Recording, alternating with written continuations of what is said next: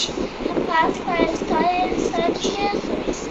Ele morreu pela cruz para salvar a gente. Aí ele ressuscitou, ele foi pro céu e todas as pessoas dizem tchau.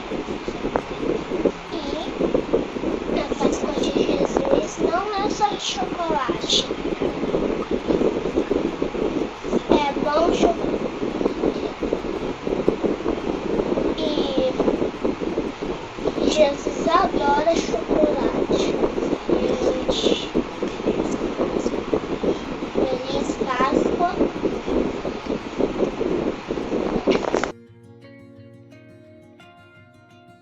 Então, para você, a Páscoa é só chocolate? Tá aí a reflexão, né? Que o pequeno Little John, o pequenino João Pedro, deixou pra gente nesse vídeo aí. Ele ainda bem novinho, né? E com o bracinho engessado, todo fofinho, falando a respeito daquilo que ele sentia e entendia a respeito da Páscoa. E para você? O que você sente? O que você entende a respeito da Páscoa? O que ela representa para você? Pra gente, assim, aqueles que confessam Jesus Cristo como Senhor e Salvador, a Páscoa está ligada diretamente à sua morte e à sua ressurreição. Então, na Páscoa, a gente relembra o sacrifício de Cristo na cruz e comemora, celebra a sua ressurreição. No capítulo 14 do Evangelho de Mateus, a partir do verso 12 até o 26, nós encontramos a narrativa deixada pelo evangelista a respeito da última ceia. Foi a última ocasião que Jesus esteve reunido com os seus discípulos antes de ser preso e morto. E numa noite de quinta-feira como essa, numa noite de quinta-feira que antecedia as celebrações de Páscoa, na verdade dentro de toda a semana de celebração da Páscoa, né? Eu vou estar fazendo a leitura de apenas 3 versículos, mas seria muito importante que você lesse todo esse trecho, tá bom? Evangelho de Marcos, capítulo 14, a partir do verso 12 até o 26. Eu vou ler 3, a partir do verso 22, que diz assim: Enquanto comiam, Jesus tomou o pão e, abençoando, partiu e lhes deu, dizendo: Tomai, isto é o meu corpo. E tomando o cálice, deu graças e entregou-o aos discípulos, e todos beberam dele. E disse-lhes: Isto é o meu sangue, o sangue da aliança derramada em favor de muitos. Nessa passagem a gente encontra Jesus Cristo ressignificando a celebração da Páscoa. A Páscoa era uma festa tipicamente judaica, era uma festa judaica. Talvez a mais importante, vamos assim dizer, onde o povo hebreu celebrava a sua liberdade. O povo hebreu, mantido cativo por pouco mais de 400 anos no Egito, alcançado por Deus, que num ato de poder, de majestade e de graça, realiza ali sinais que vão culminar com a libertação, finalmente a libertação do povo hebreu. A Páscoa, então, para o judeu, é a lembrança daquilo que Deus realizou livrando o povo. Era a festa da liberdade, era a festa da vida. Mas não somente isso. Era também a festa para se trazer a lembrança, à mente e ao coração, a formação de sua identidade.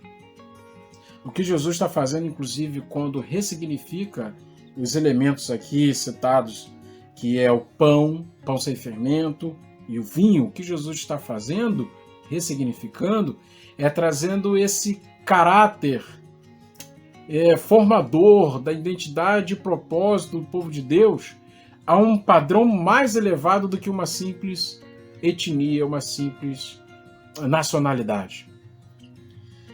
Para que a gente consiga compreender um pouco da riqueza de alguns desses elementos, e como eles eram importantes na formação do caráter do povo de Deus, da identidade e propósito do povo de Deus, eu queria ler com vocês no capítulo 12 do livro do Êxodo, Eu também não vou ler toda a passagem, mas eu gostaria muito que você lesse do verso 1 até o 11. Eu vou ler a partir do verso 3 apenas 2 versículos, tá bom? Diz assim: Dizei a toda a comunidade de Israel: no 10º dia deste mês, cada um tomará para si um cordeiro conforme a família dos pais, um cordeiro para cada família. Mas se a família for pequena demais para um cordeiro, deverá comê-lo com o vizinho mais próximo de sua casa, conforme o número de pessoas. Calculareis o cordeiro conforme a porção adequada para cada um. Olha só que interessante, a Páscoa era uma festa para ser celebrada em família.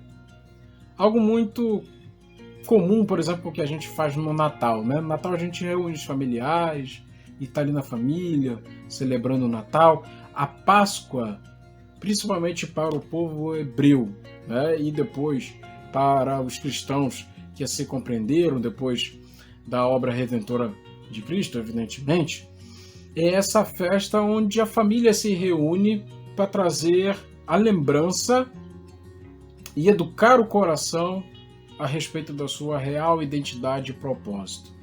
Afinal de contas, Deus livrou o povo hebreu, né, que era um amontoado de pessoas, sem nacionalidade, sem terra, sem propriedade, sem dignidade. Ele reúne aquele povo em torno de si, liberta aquele povo e dá àquele povo um propósito. Um povo levantado para adorar a Deus, para adorar Yahweh, Yahvé, o Deus libertador. Quando a gente para pensar nisso, que a Páscoa é uma festa para ser celebrada em família, e ali aquela família traz elementos que estão à mesa, que vão trazer significado daquilo que, trazer a lembrança e significado daquilo que Deus realizou por amor a este povo, nós começamos a entender aquilo que Deus espera de nós em nosso tempo. Porque Ele plantou em nós identidade e propósito, ressignificado de uma forma profunda através daquilo que Cristo realizou. Algo que não está preso a simples etnia e nem nacionalidade, mas que extrapola. E agora todos nós podemos chegar, tendo ali um núcleo familiar bem pequeno, podemos trazer qualquer pessoa para participar deste momento tão especial, onde é trazido a lembrança ao coração, aquilo que foi realizado por amor do povo escolhido.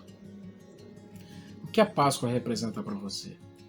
Às vezes, quando a gente para pensar naquilo que Cristo realizou na cruz, pensamos assim: Ele morreu pelos meus pecados. Ou quando muito dizemos assim: Cristo morreu pelos nossos pecados. E está correto dizer que Cristo morreu pelo meu pecado, está correto dizer que Cristo morreu pelos nossos pecados, mas na verdade aquilo que Cristo realizou é algo muito mais profundo, porque Ele veio trazer identidade e propósito para cada um de nós. Essa identidade que não pode estar restrita a apenas um indivíduo. É uma identidade que se revela na comunidade, na comunhão, de forma comunitária. Éramos apenas um, cada um de nós, e agora somos um povo trazido por Deus para viver todas as bênçãos que são derramadas a todos aqueles que ouvem esse chamado e correspondem a esse chamado. É muito interessante como o judeu, na tradição judaica, ele costuma celebrar a Páscoa, que durante o momento ali da ceia, eles fazem 4 perguntas aos seus filhos. Na verdade, seus filhos fazem 4 perguntas, são instigados a fazer essas perguntas, tá? A primeira pergunta é: por que em outras noites comemos pão com fermento? E nessa noite, e somente nessa, comemos somente pão sem fermento. Uma outra pergunta que é feita: por que outras noites comemos diversas verduras e nesta noite somente ervas amargas? Por que em todas as outras noites não molhamos as ervas nenhuma vez e hoje molhamos as ervas 2 vezes em água salgada?